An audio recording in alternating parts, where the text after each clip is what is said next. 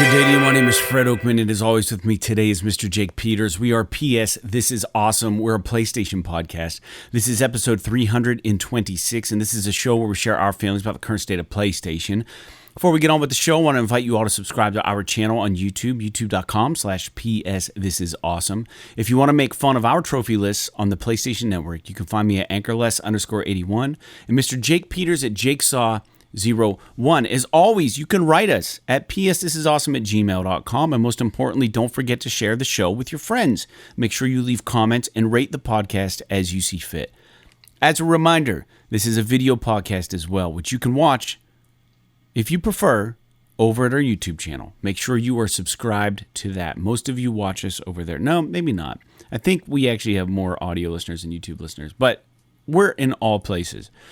And if you're new or if you've been around for a while, if you've been a long-time listener, so to speak, we have a Patreon. You can support the show at a $1 level. The Patreon tier is called the One and Only $1 Club. So head over to www.patreon.com/PSThisIsAwesome. You can become a $1 patron.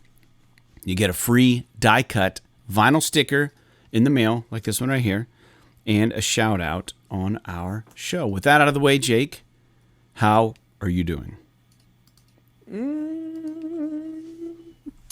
I'm doing just fine. It's was a lovely day weather-wise. There was all kinds of talk of storms and stuff like that, but it turned out to be, I mean, there might have been like a smidge of rain, but it was basically beautiful all day. So I did a bunch of yard work and did some stuff outside working on my motorcycle and went for a little bit of a ride and did some other crap around the house or whatever. But yeah, other than that, not really a whole lot going on. Just enjoying the weather before it decides to start freaking pouring down rain again for whatever reason. Before it starts getting trashy again. Yeah, I'm kind of disappointed. I mean, we had flood practice today. For those who don't know, Jake and I play in a group called Fred Oakman in the Flood. And we've got a couple shows coming up, and we were trying to get some practice in. And when we were talking, I was like, man, I got to get this concrete stuff done out front. I'm trying to repair the stairs out front of my house. And the temperature hasn't been optimal for that here. And then the wetness isn't usually good. You know, you don't want it raining on your freshly poured, whatever, cemented, concreted steps. And they were calling for rain today, so I just didn't do them. And it annoys me because, to be quite honest, the weather was perfect for a job like this today. It wasn't blistering hot. It didn't rain. The sun was out. It was generally just a really good day for it. So I didn't do that, but I did get the lawn mowed, and I'm running on very minimal steam. But my B12 injection maybe has helped. I went for, I kind of had a rough morning yesterday. Friday I went to the Titusville Ironworks. To give the listeners a little heads up on this place. It's in the middle of nowhere. It's in a small town called Titusville. And it's this really, really cool warehouse that they kind of repurposed. And it's got a food truck that has a home base there. And, dude, I had some food there, and I've been eating really well and doing all the right things for my body lately. But I had heard at work that they have fantastic French fries, and they have the malt vinegar. You just douse them with that. There's like 0 calories in vinegar. And I'm like, dude, I want to fucking try these French fries. So I ordered these French fries, and they were amazing. And then my friend's band, Sunday at the Station, played, and all their wives and girlfriends or whatever had gotten, like, it's called, like, the huge pretzel. And I mean, this thing was the size of a large pizza in like a pizza box. The thing was enormous. And they had beer cheese, regular fucking honey mustard stuff. They had like all like 3 or 4 dipping cups of stuff that came with this. It was like $15 for this pretzel. But they were like, there's no way we're eating in all of this, Fred, if you want to try. I was like, yeah, I'd fucking love to try. Dude, I took one bite of this thing. It was amazing. So the food is fantastic there. And I took posters down because when you're in the entertainment business, nobody is going to promote yourself more than yourself.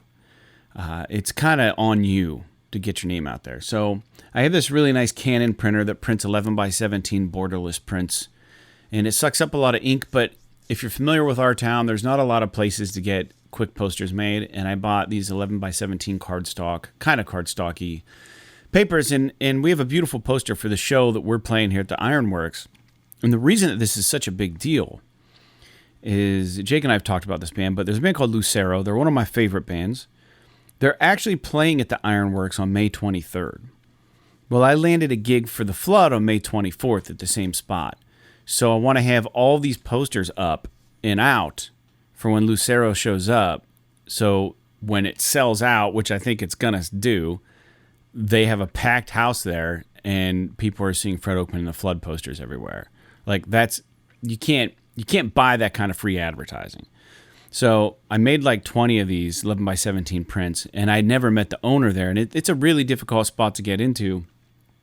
So I went down, I met him, connected with him, gave him the posters, and really, really nice guy. And hung out for the first hour and a half of Sunday Station set, and then I went back home. But it was a late night Friday.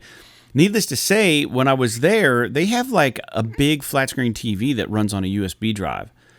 And even their cash registers have like an LED screen in front of it, and it's all the upcoming events.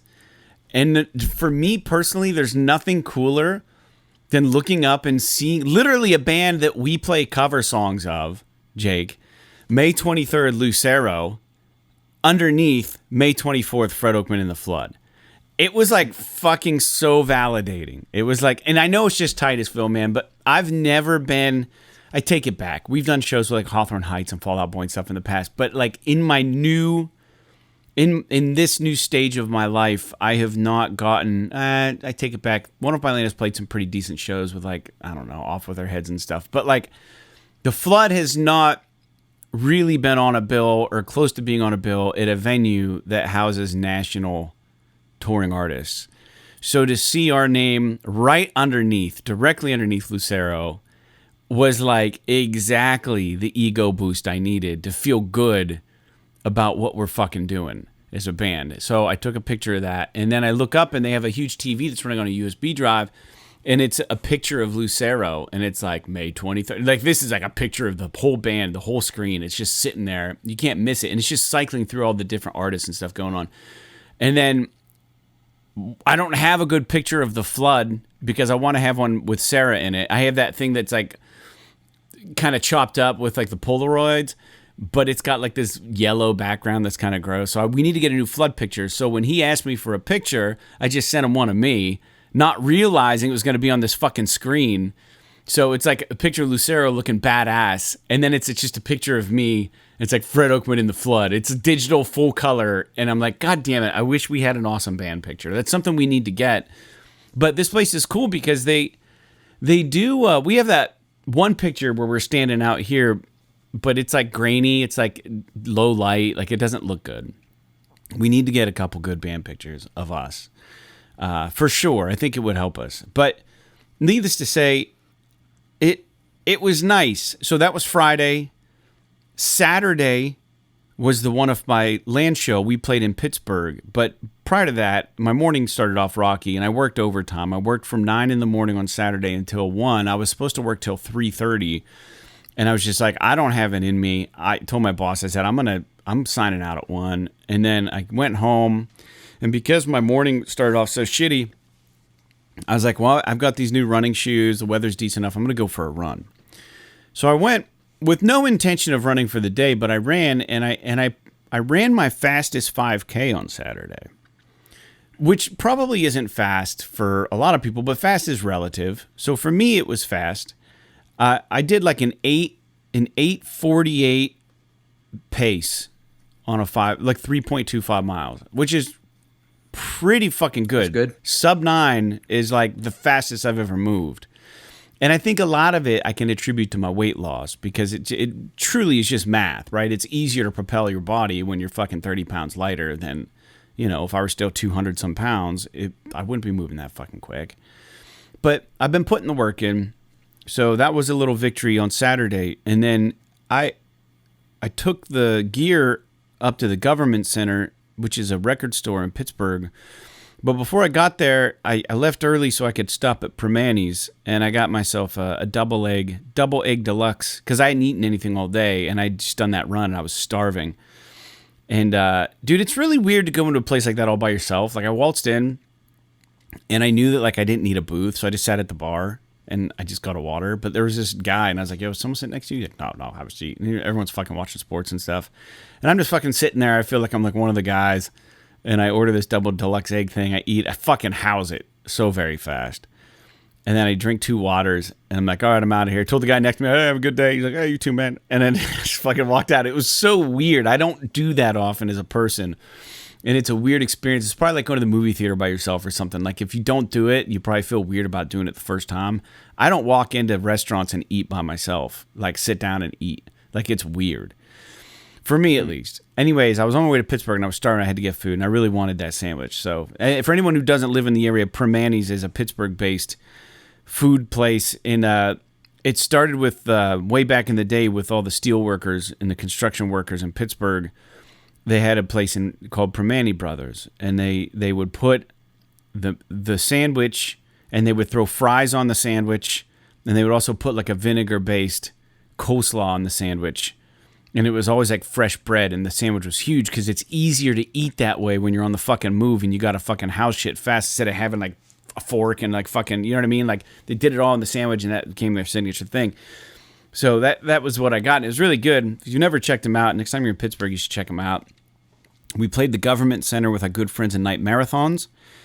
And also, dude, the government center is a record store, and it's amazing how awesome that store is. But not only that, I saw Jay Robbins play there, and he's like friends with the guys from like Fugazi, and like he's like a great record producer that Troy, like, I don't want to say idolizes, but really respects. And so to play a place where someone with so much clout plays again was like such a nice fucking touch. Night Marathons booked the show. We got paid very well, and we played third to played third. There were 4 bands, and 2 other bands that played that I want to give a shout out to is a band called Naked Spirit from Pennsylvania. They're from Punxsutawney, really. They're really, really good.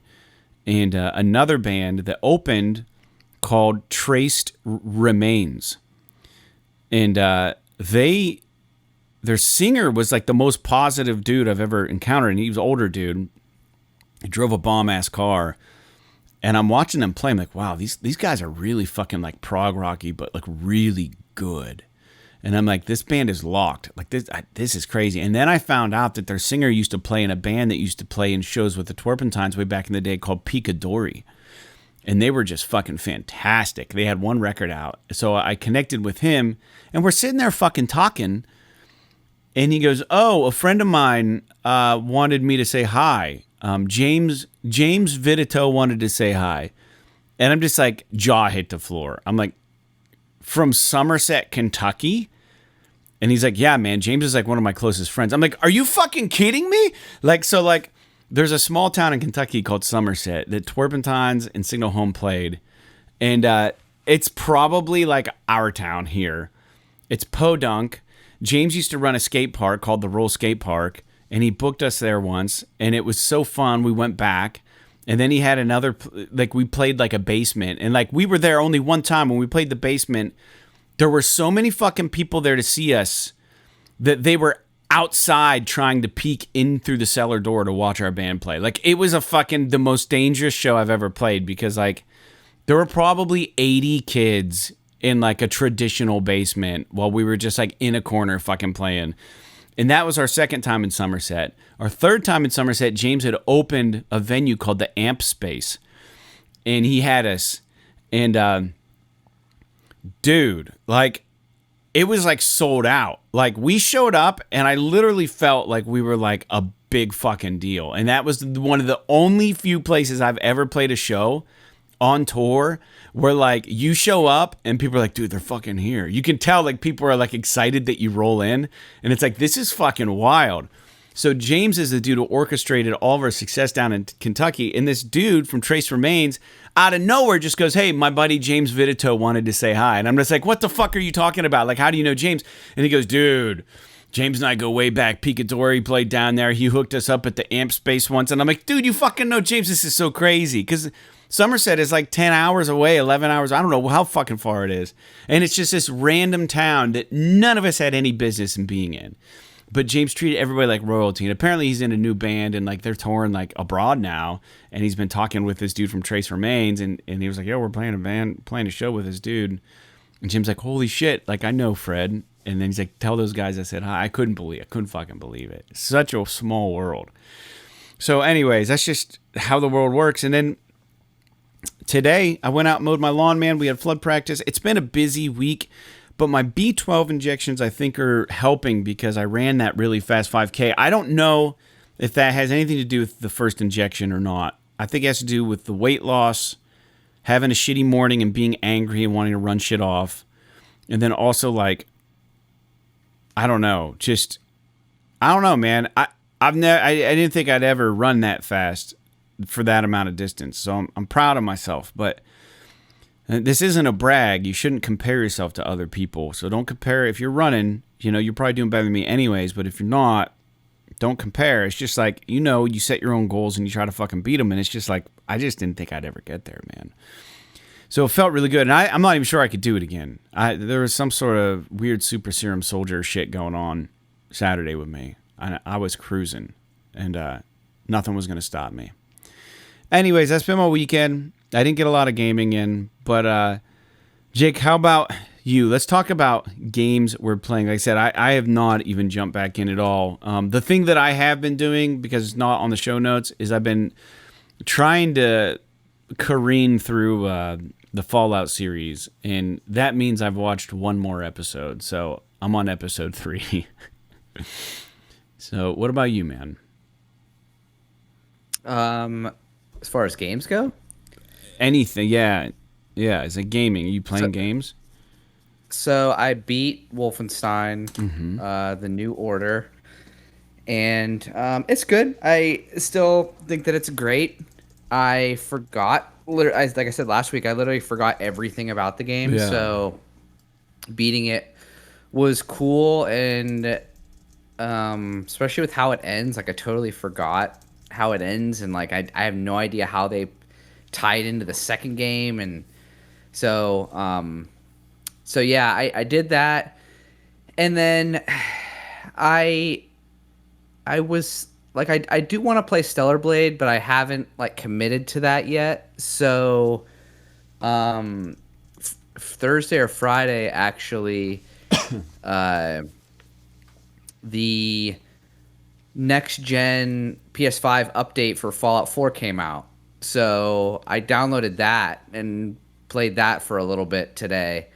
I'm not really far enough to have any real conclusions about it, other than it's nice to be able to play it in 60 frames. Yeah.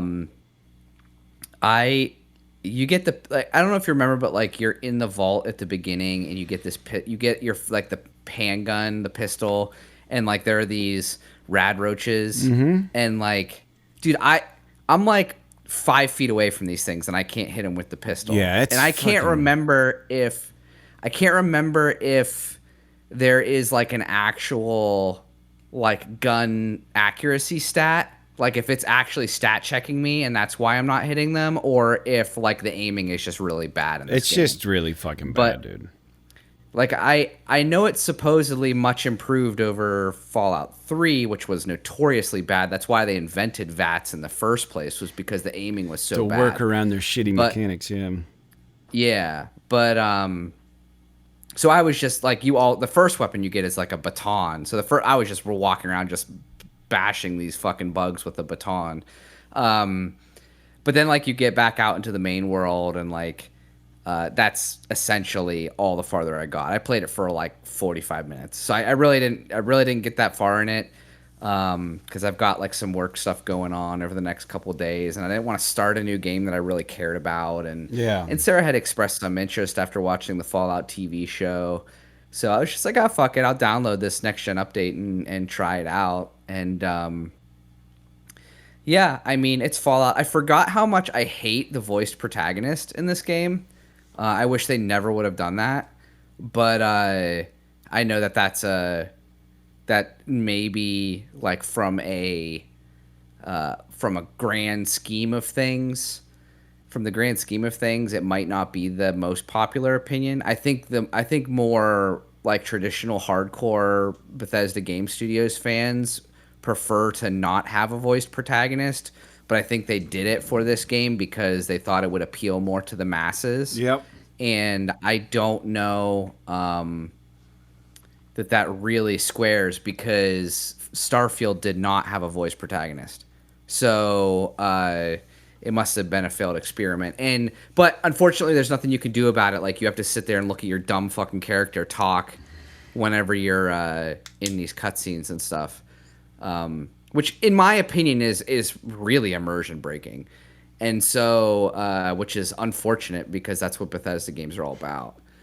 But that said, I haven't really gotten that far. But like you like break out into that area where it's the area where you like build your town. Yeah, it's really cool. And I haven't gotten to like the town building aspect of it yet, or like the Minutemen part or anything like that. But I just remember that part of it and being like, oh god. I'm so glad that wasn't mandatory. I think there's like a mission where they expose you to it, but it's not like I really liked it personally because like I built this really fucking rad thing, but then the limitation on the PS4 only let you put so many pieces down. And I was like, I went all the fuck in, like making like a building, like Minecraft that shit. And then like it was like, nope, it won't let you go any further. And it's like I put all this fucking work into like this base.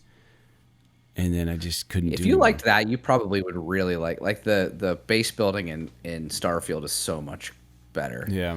And I didn't even really dick around with it because I just like that type of thing. Like, I'm not playing these games to do that. Yeah, I don't like, think I'm there right now anymore, but I was at the time. You know what I mean? I wouldn't want to do that now, but when you get invested. So anyway, but yeah, I'll probably dick around with that for another couple days, and unless I get really sucked in, and then I'll either play Stellar Blade because it has been getting pretty decent reviews, or for some odd reason I've been drawn to the idea of playing Star Wars Jedi Survivor. Yeah, I don't know, like.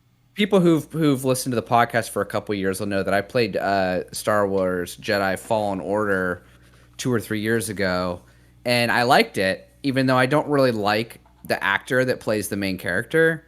I don't know. Like, I don't know that he just does. I don't think he's like particularly bad. It's just that, like, I don't know. Maybe I just hate gingers. I have no idea. Like, there's something about him that just rubs me the wrong way.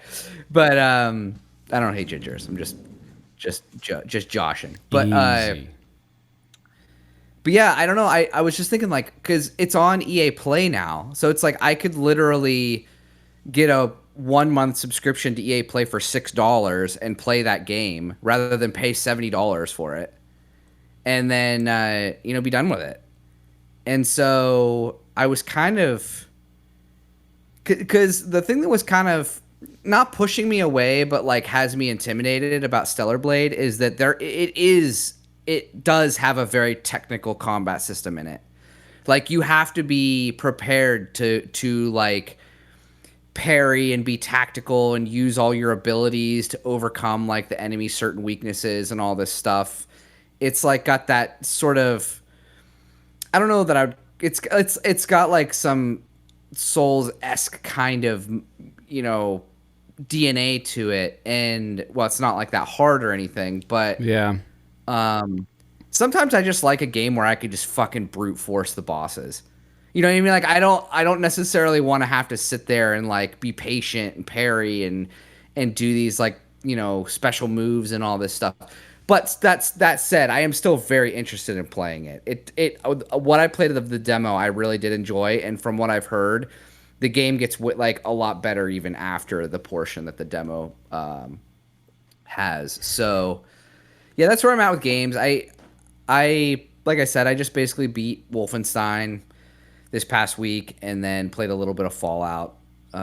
So I'm like on the what do you want to call it? Like I'm making transition right now. So probably by next podcast, I'll either still be playing Fallout 4 because I've fallen into it, or I'll be playing probably one of those other two games. Yeah. Well, shit. It sounds like you have a plan at least. I still have to beat Trek to Yomi. So, dude, I get distracted sometimes. I was looking for my super glue while you were talking about that, and I couldn't find it.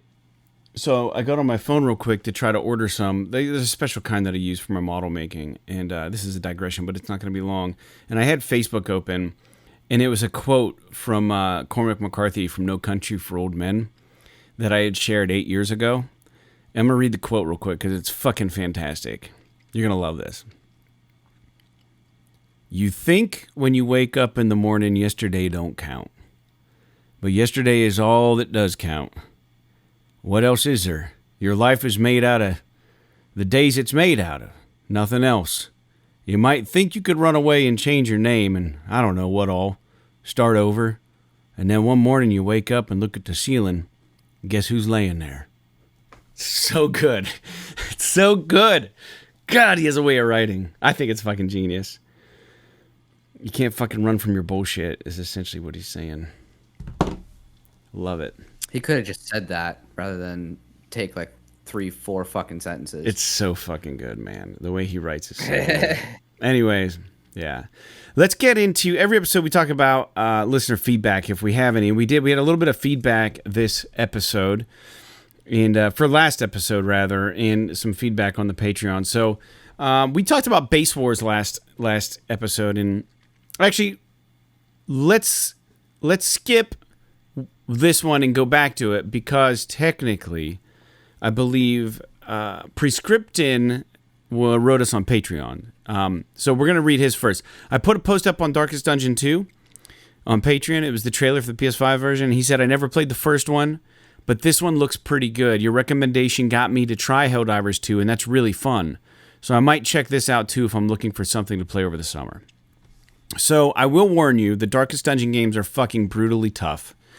And they are different. A lot of the appeal of the Darkest Dungeon games for myself is the dungeon crawling aesthetic, the narrative. I just think they're really creative and really good. Yeah, I'm glad you enjoyed Helldivers 2, and honestly, if Darkest Dungeon sounds like something you're interested in, I haven't played the second one. I hear it's good, but the first one, spent a lot of time in that, and I recommend it to some people for sure. But hopefully, hey, maybe we'll go 2 for 2 if you try this out. But prior to that, Wes Nip wrote in on YouTube, and Wes writes in. And this is about Base Wars, really, and about we had a conversation about sports games, futuristic sports, and the old school. And thanks for writing in Prescription, and thanks for writing in Wes. Wes writes, I miss some days. Base Wars was awesome. So he remembers Base Wars. And he says there was a football game like that, too, called Mutant League Football, except it wasn't mechs, it was brutal. That sounds awesome. I didn't look this game up. But it sounds really rad. So just like these... Dude, I remember. Mutant League Football? That. It was like Tecmo Bowl with like mutants? I didn't play it, but I remember seeing it around. Yeah. Well, we always appreciate you guys writing into the show. It makes it feel more interactive for me as a podcast host, and I'm sure it makes it feel more interactive to the listeners who are dialed in that are like, dude, does nobody even fucking listen to these guys?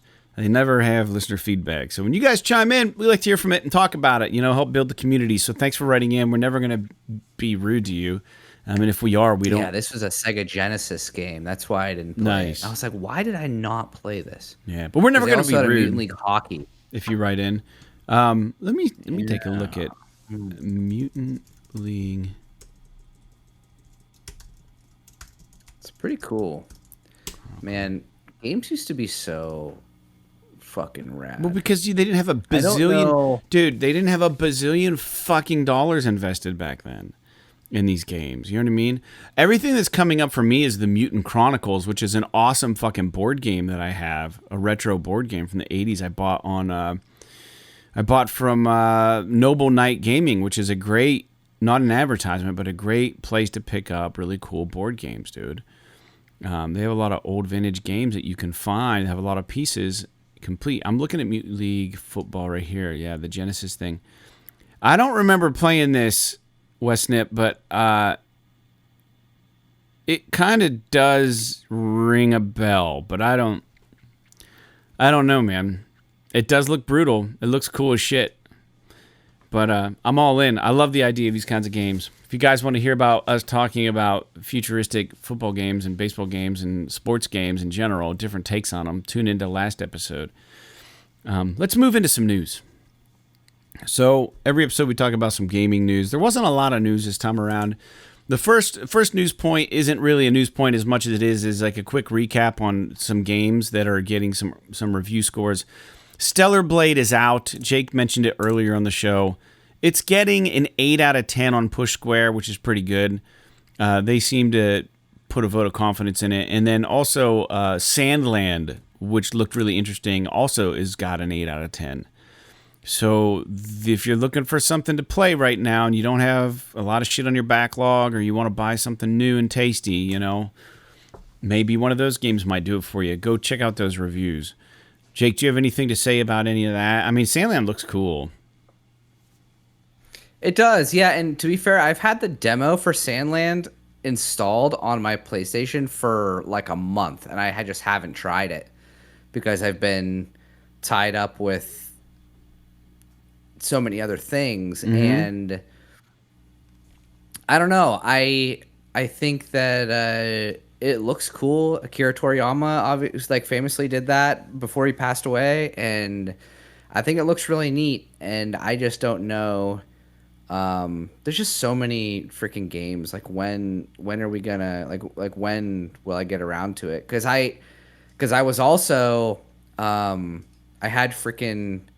I've been wanting. I don't know if you remember. I've been wanting to play for the longest time that Warhammer 40K bolt gun game. Yeah. Which is that like retro inspired? They call them boomer shooters, which is kind of a stupid name, right? Considering those shooters were not out when boomers were playing them. But I digress. I think it's just to imply that they're like old, like the old heads in gaming were around when those came out. Yeah. Anyway, what I'm getting at is that.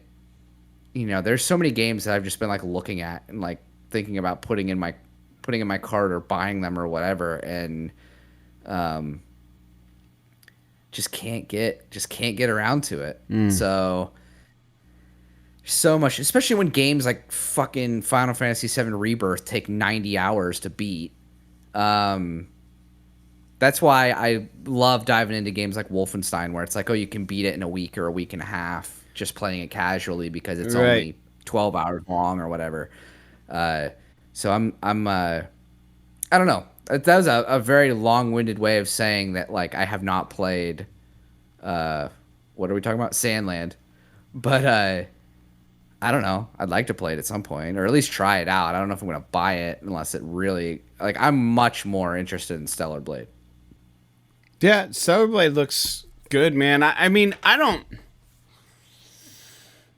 know where I'm at with the games, dude. I know Darkest Dungeon's July, and I know August is supposed to be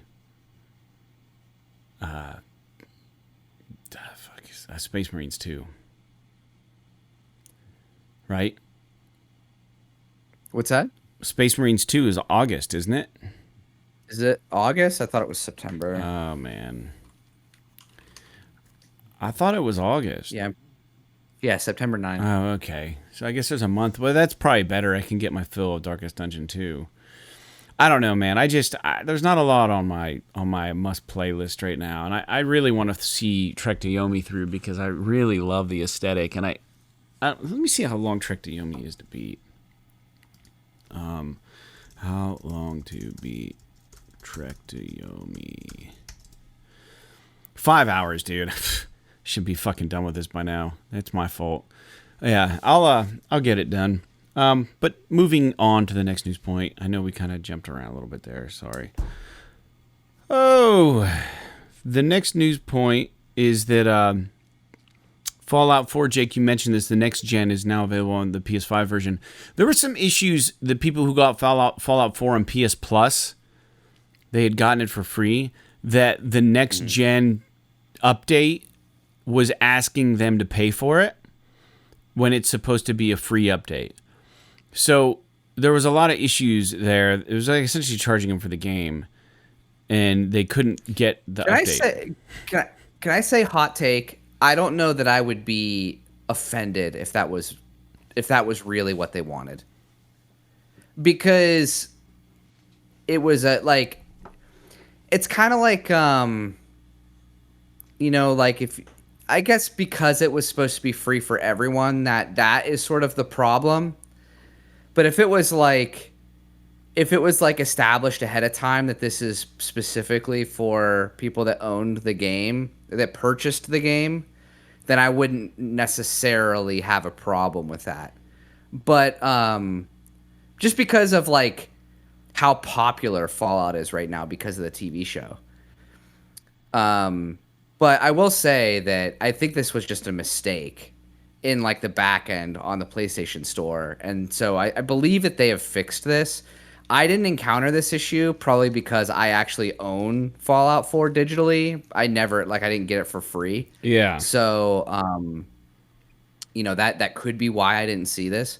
But hopefully it's fixed because I don't know, man. I didn't install the PS4 version, so I really don't know what the differences are. And it's been so long. The last time I played this game was in 2015, so I have no point of comparison for like what this game, like how much better it looks or performs or whatever compared to what it originally did. There's no fucking way I remember it. Right. But I mean, the fact that it's 60 frames, goes a long way because I know for sure it was not 60 frames before. Right. I think they made some other improvements too. I'm not really sure. I mean, maybe they fixed your town thing. I don't know. I think it will be better. Man. The town. They might have included maybe some of the like some popular mod stuff or something. I think it was a memory issue that I don't think is an issue anymore on the PS5. I think it probably wasn't even an issue on the PS5. I don't know, man. Am I going to get coaxed into getting the thing? Probably not, dude. Well, it wasn't. I don't think. I think even the PS4 version on PS5. I think they it was frame locked at like 30 frames. Yeah. So even if you played it on PS5, it wouldn't run at 60. Right. It was some sort of weird thing. Yeah, I'm not really sure, but really frustrating. The next gen version is here. You can play it if you already own it, or if you have it because of PS Plus or whatever. And you've never played it before, just play it. Is it as good as Fallout 3? I don't think so. Is it as good as Fallout New Vegas? Story-wise, probably not, but gameplay-wise, it's better than both Fallout 3 and New Vegas because they improved a lot of the shooting so much, even though it's still not like the greatest thing on the planet. Shooting is one of those things that's weird because if there is a skill check involved, yeah, it's like you can almost understand a little bit more, like in Skyrim when you swing at a bad guy and you miss because you don't have very good sword skill. But like in this, oh shit, he's cutting out a little bit. It's Jacob, hold on, you're cutting out. I'm aiming the We're losing Jake right now. I don't know. It seems fine to me. All right, you're better now, but it definitely cut out when you're that diatribe you were just on. It was like it doesn't matter. It was just basically just play Fallout 4. Fair enough. It's a good fucking game. Moving on. Sorry, listeners. We only got 3 more news points, man. It's going to be a short episode. We're at about 40 minutes in. Maybe that'll be our new shtick, like the gaming podcast that you don't have to sit and fucking listen to for 17 hours. You can just fucking get a dose of us. The Wolf Among Us 2 is resurfacing, or maybe surfacing, and there were some screenshots. So this was a game, arguably one of the more famous, but talked about for so long. This game's in development. It's development. It was a Telltale game, and The Wolf Among Us 1 was really good. There are some images. These come way of Jeff Keighley. So people didn't really know what was going on. And The Expanse didn't do well critically, but it did well. Oh, no, it did well critically, but not commercially. That's a game I would like to try, too. The Telltale's Expanse game. I heard it was good. But, there were layoffs and stuff at Telltale, and then this game got delayed. And it was supposed to come out last year, but now there's some new screenshots that are coming out, and it looks good. I mean, I don't know that it's doing anything for me as far as getting me revved up, but like, it's nice to see that this game isn't lost yet. You know what I mean? Like, it's still there. Jake, what do you think? I mean, it's been a long time since I've played The Wolf Among Us, but it just looks like the fucking Wolf Among Us. I don't like. There's nothing about these images that like are inspiring any sort of awe. But yeah, I mean, I enjoyed the first one, so I would be curious to play the second one. And as far as The Expanse goes, I do want to play that. I feel like they didn't promote it. Like, it completely came and went, and I didn't even know that it came out. And so, I don't know. I feel like there is something lost where they're not really pushing these Telltale games anymore. Right. And maybe it's because the marketing budget is not worth the return.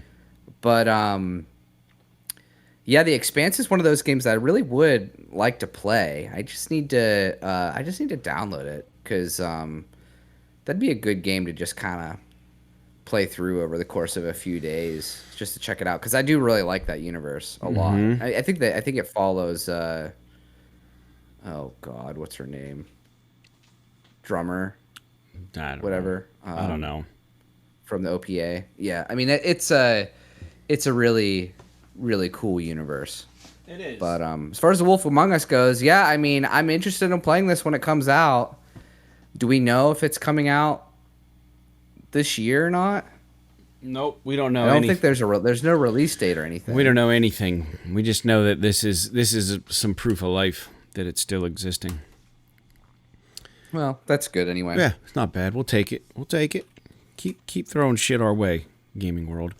2 more quick news points, and this one involves the Alien franchise. So if you're a fan of Alien, maybe there's something here for you. Alien Rogue Incursion is been announced, and it's coming to PS VR 2. This game is being made by Survios, who also created Creed, the Creed game, the boxing game, and they also did Sprint Vector, and they did another game. They have proven they can create VR games. But the games that I've played, the Creed game, Rise to Glory, and there wasn't really anything graphically amazing about it. So, I mean, with an Alien game, you're going to have to really nail the mood, man. So this could be maybe like the Alien game that's really super stressful. That I can't remember what it's called. Isolation? Yeah, maybe it's not Isolation, but maybe they can capture some of that in VR, which would be fun. I don't know what they're going for. I don't know. I totally understand people's appeal, the appeal of playing games like this in VR, but it's just it's too much for me. Like I wouldn't want to play it. But I mean, I might try it, but it's not something I'm going to want to play start to finish. I mean, I did play to be fair, do you live in Pennsylvania? Hold on. How about own your own home, but still rent? Okay, go ahead. Sorry. Jesus. Heaven forbid I try to watch anything on YouTube to like get an idea of what this trailer looks like. Because the way my audio is filtered in, you were talking and it's like, do you live in Pennsylvania? It was a fucking ad on YouTube talking about saving electric or something, and I couldn't find a way to turn it off. Yeah. I muted it. Go ahead. I'm just trying to see this Incursion trailer that they say is a trailer, so go ahead. Yeah, I was just talking about how I played Resident Evil 8, or Village as they like to call it. And, I mean, for the first probably 5 hours, it was incredibly stressful, especially like the dark moments. Mm-hmm. And I don't know if I want to do that with an Alien game, but I definitely think that it's something that would be appealing to a lot of people. So it's literally, yeah, dude, this trailer is garbage. It's literally just the title of the game. Oh, fair enough. And it's just a like minute long. It's a minute long and it's just the title. Yeah, it just slowly reveals itself. It starts off, it's like, here's the rating. About 8 minutes in, it says it's going to PlayStation VR 2, MetaQuest 3, and Steam. About 13 minutes in, seconds, sorry, it's 20th Century Fox. About 16 seconds in, it's Survios. And then it's just the stars. And then it's these lines slowly building. 33 seconds in, we see alien forming in a planet. At about 40 seconds in, there's a bright white light. About 42 seconds in, a xenomorph shows up and he's holding the planet down, and there's like a silhouette of a guy with a gun. And then going to 49 seconds, coming to VR. That's it. That is all we get. Okay, then. A minute and 14 seconds. Don't call it a fucking trailer, dudes. It's not. It's an announcement trailer. Just don't even fucking put that out. Yeah, I don't know, man. Unless they're literally unless they're like literally just doing that to try to get gauge interest. Like I was just thinking like maybe obviously to gauge interest, but like try to recruit talent. Like they're just throwing something out there to get people to maybe try to get on the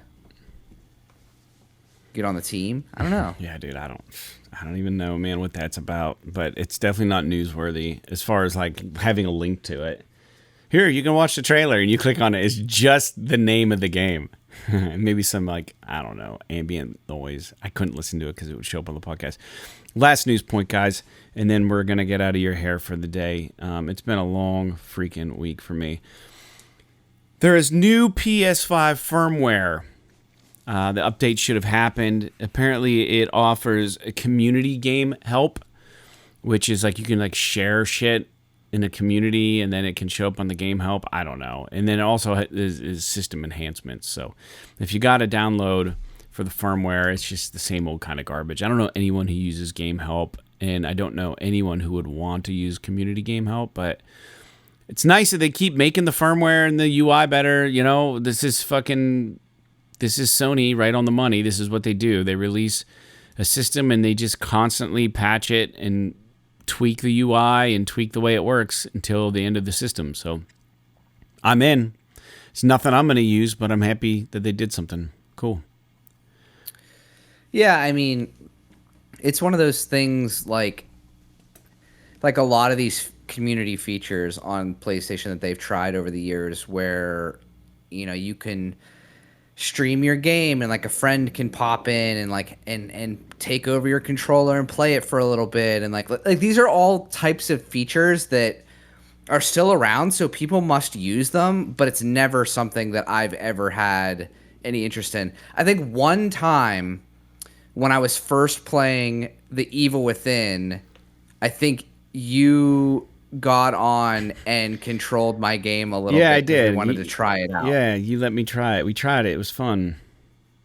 So, I mean, that's kind of interesting that type of thing works. It's actually pretty impressive. But LJ and I played game Helldivers that way. The first Helldivers. Oh, really? That's pretty cool. Yeah, I mean, the community game thing kind of is cool too. Like, is that's something that's specifically related to streaming, or like if you're streaming, someone can kind of point things out to you or whatever? Yeah, Like, I don't know, but I'm not sure. it's neat. I mean, all these community features are things that, like, just because of my DNA and the way that I play video games, I'm just never ever going to use them. But it's cool for the next generation that this is the type of thing that they're going to have access to. Mm-hmm. For sure. I can't fathom where gaming is even going, dude. Like, I don't even... We've had these conversations sporadically on the show over the years. I'm just grateful to be a part of what's existing now. Like, I can't even fathom where the fuck shit's going to be in, like, 5 to 10 years from now. Yeah, I mean, it's... I just hope, as long as games aren't just completely railroaded by freaking ads and all this other live service microtransaction-y shit that they need to do in order to maintain to get profits out of their game that costs them $500 million to make or whatever. I think that, like, as long as the games are there, I'm hoping that what ends up happening is we end up going the other way, and it's like people realize that, hey, it's okay to pay $70 for a game that's only 8 hours long. Yeah. If you really like it. And maybe that game won't cost $500 million to make. Mm-hmm. Maybe that game will cost $150 million to make, and it won't be chock full of all this garbage that everybody hates. We're gonna get to a point where games are just all gonna be crowdsourced. You have to pre-order them to make them happen. There'll be a lot of this like early access business and all this stuff, which I don't have any particular interest in contributing to, but I know that it's huge, especially on Steam. So it is very interesting for sure. Mm-hmm. All right. Well, dude, that's all I have for the show. There were no new games listed. We know Stellar Blade dropped and we know Sandland dropped, but I mean, I couldn't find a list of new games again. So PushSquare either aren't doing their due diligence by putting out a list, or I'm just fucking missing it somehow, which is possible. I do want to make 2 quick music recommendations for anybody listening. 3. We'll make it 3. Make it an even 3. One of my favorite songwriters, John Moreland, Shadow dropped a new record 2 weeks ago. The record's called Visitor. If you like singer-songwriter shit and you want stuff that's going to melt your heart and just maybe make you weep in private, go listen to John Moreland's new record, Visitor. Also, a group that I went and saw recently called the Deslons are really, really good. And I've been listening to their record Ways and Means recently. You spell their name and then Deslons is Deslondes. They got a record called Ways and Means that are really good. And then my buddies who I went and saw at Titusville Ironworks, Sunny at the Station, just put out a new record. All this stuff is available on streaming. Their record is called The Riverman. And it's got 7 or 8 songs on it. And my buddy Troy, who plays in The Flood and also plays in One Up by Land, did the mixing and mastering. He did not record their record, but he did the mixing for them to get all the levels, equaled out and stuff, and putting a little bit of final panache on the record. It's a good record, man. They're like a bluegrassy kind of upright bass kind of group. They're fun. They got a little bit of fiddle on there on the record. It's fun. They took a lot of time to write it and record it themselves, and then, like I said, Troy did the thing. So I recorded their first record for them back in like 2020 maybe, and that was an undertaking, man. Never again will I record another band, probably. It was a lot of work. But it was fun. I mean, you have to like the process of recording, I think. Mm-hmm. You can learn a lot from it. And they're friends, you know what I mean? Want to do something cheap for them, and I don't know, it was fun. I like to push people when they're doing music stuff, so I really pushed them pretty hard on the first record. But They did a good job on this second one. I think there's like 8 songs on it. So those are my 3 music recommendations for the week. Go check that shit out. It's all good. It's all very good. And Sunday at the Station are unsigned. They're just a local band doing their thing. So the other 2 that I talked about are very well recognized artists in the community. Not local community, but just people know of them. You know, you can find their shit on YouTube and everywhere else. But anyhow, Jake, what about you? You got anything you want to say before we head out? I don't know. I don't think so. Okay. I just hope that the weather stays nice. It's supposed to be 80 tomorrow. Yeah, I'm gonna be in some fucking factory, probably sweat my dick off. But, yeah, I'm ready for like this. There's so much teasing going on by the weather. And it's supposed to be May in a couple days, which means that I'm gonna have to probably open my pool at some point here soon, and which I really don't want to do because I fucking hate having a pool. But it is nice to have when it's open. Like those days where you have it and you want it, it's like awesome. But it's like it's just the other 9 out of 10 days that it fucking sucks having a pool. And it's not that it's hard to take care of. It's just like it's just a thing you have to worry about. Yeah, I don't know. I mean, other than that, I've just been trying to spend a little bit more time outside, cleaning up the garage, working on motorcycles and stuff. I'm excited to try out this. We dicked around with the 360 video thing today, and I'm really excited to try it out with an actual like live performance and try to do some audio syncing and see what we can do to come up with like kind of a cool video. But I mean, just what's interesting? Dude. Yeah. Awesome. I mean, what's interesting is that I'm pretty sure. I don't know exactly how this works, but I'm pretty sure that I could actually stream with that camera as a webcam in 360.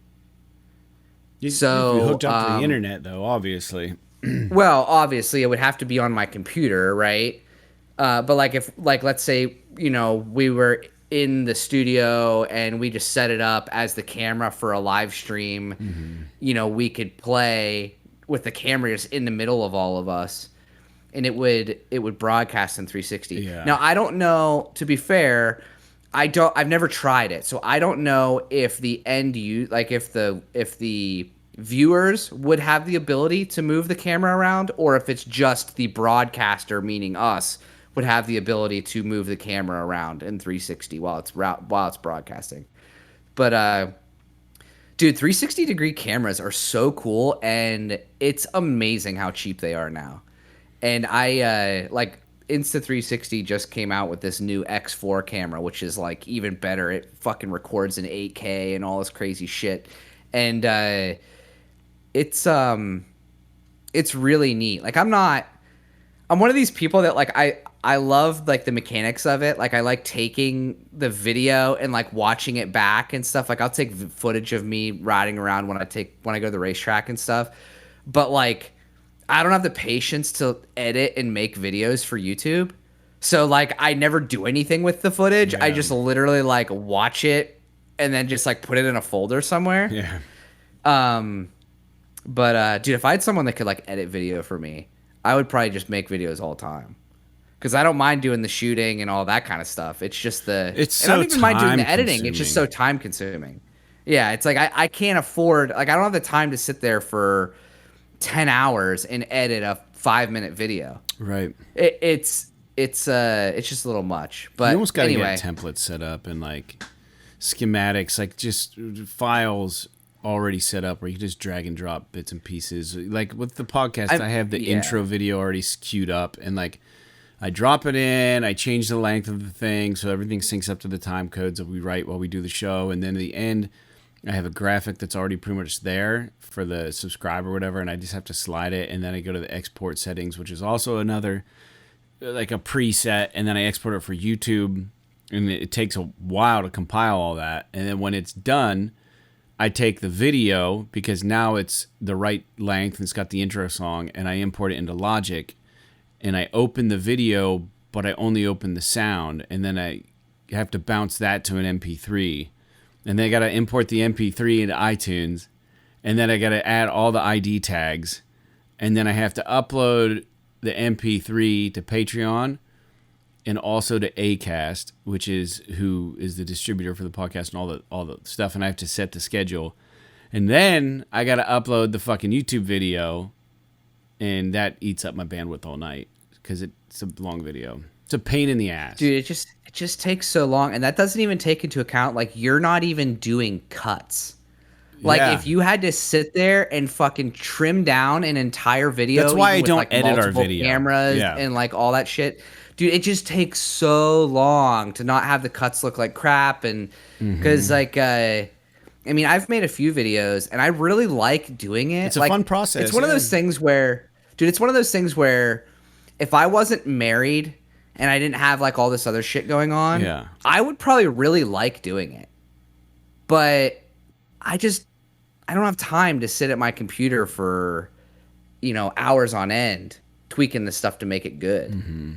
So if I was to ever do videos for YouTube, they would be like uncut kind of things where it's like, oh, you have like an intro and it's like a one shot sort of thing. So I don't have to do so much editing. But anyway, that's a big digression. It's a whole nother conversation. Yeah. Yeah. All right. But well, that said, I'm done. Yeah. Very good. Well, thanks for tuning in to PS This Is Awesome, episode 326. And we'll be back next week. This episode airs for free every Wednesday. And if you are a subscriber to our Patreon website, if you are a patron of the show, you will get it early most weeks. So thank you for doing that. We also had a new patron, but they're not a paying patron. So I don't know how that works. I don't think they get the early access shit. I think they just have access. I don't even know, man. I have no clue. But they're not getting a shout out until they pay. We actually have two. Like, I think you might be able to contribute on Patreon if you have an account, without being a patron. I don't know, man. Like, what do they have access to as a free part of the free tier? I think they can see it. Like, they can see everything. Not the early access shit, right? No. But they can see like all the stuff we post. So they follow it, but they don't have access to any of the privileged stuff until everyone else has it.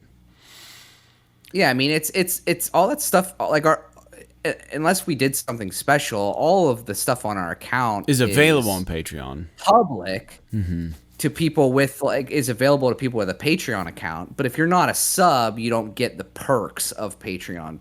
Right. And with our perks, they get the free sticker, they get a shout out, which we're not giving these free patrons, and they usually get the episodes early. So if you're listening, You can write in and complain, though, if you want. Yeah. Complain about all the non-video game shit we talk about, which is probably half of the show. Which I would argue is actually half of the appeal of the show also, because we're not your traditional video game players, right? We're not like we don't fit like the fucking mold of whatever that is.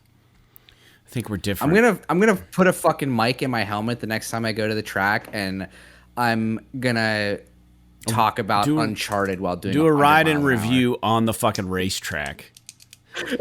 Yeah, don't, because you'll probably wreck and hurt yourself. No, it's way too dangerous. I would not do that. I just think it would be funny as fuck to be out there just like trying to talk about Uncharted while just like my ears are peeling back. And then fucking Sully shows up. Yeah, right. Jesus Christ. Yeah. God damn. Yeah, don't do that. Anyway. You do have one ride and review. I forget what game it was. I was talking about the beta for the Diablo 2 remaster that's that on our did, YouTube remake channel. I would like to do some more of that stuff, but it's just like I said, it's just one of those things where you got to like cut it all together and everything. Well, I mean, we could do it together now. You got the 360 camera, dude. Just have it mounted, and I'll ride behind you or in front or wherever, and then we'll both be on the video. It's one cut. You can see both of us riding. Just make it a 360 video. I mean, you would riding. have to. Couldn't you do that? Yeah, you could. You could. I mean, you could. The thing that's cool about it is you can get pretty creative with it. Because in any one given image, it's like a regular 2D wide angle image, but you can at any time change the angle of the video. So like I could have like if we were riding side by side, I could have it looking at me, and then when you talk, I could have it shift to looking at you and like back and you know what I mean? That'd be kind of like, cool. You can do actually. some cool stuff like that, or like looking forward versus looking back up at me if it was on the handlebars. Like you could do all kinds of neat shit. We should do a ride. I'm really enjoying playing with it. Let's do a ride podcast. It would be cool. Yeah, we should set something up. I don't really know how that would work. I mean, we do have the comm stuff, but we would need a way for you to record your audio. I have a voice recorder that I can set up in my helmet, but I don't know if you've got something that you. I think you could do it with your phone if you had a mic that you could connect to your phone. But you need something where you can control the input gain, because when the microphone is literally an inch from your mouth, it overloads most mic inputs. So you have to have something where you can dial back the gain. Anyway, this is a huge digression. Yeah, this is the shit we talk about when we're not on the podcast. All right, anyways. Yeah. You guys have a good night. We'll talk to you next week. God damn it, where is it? I'm lost. Like Ironclad Tactics, Infamous in Immortals Fenyx Rising. P.S. Yes. This is awesome. This is awesome.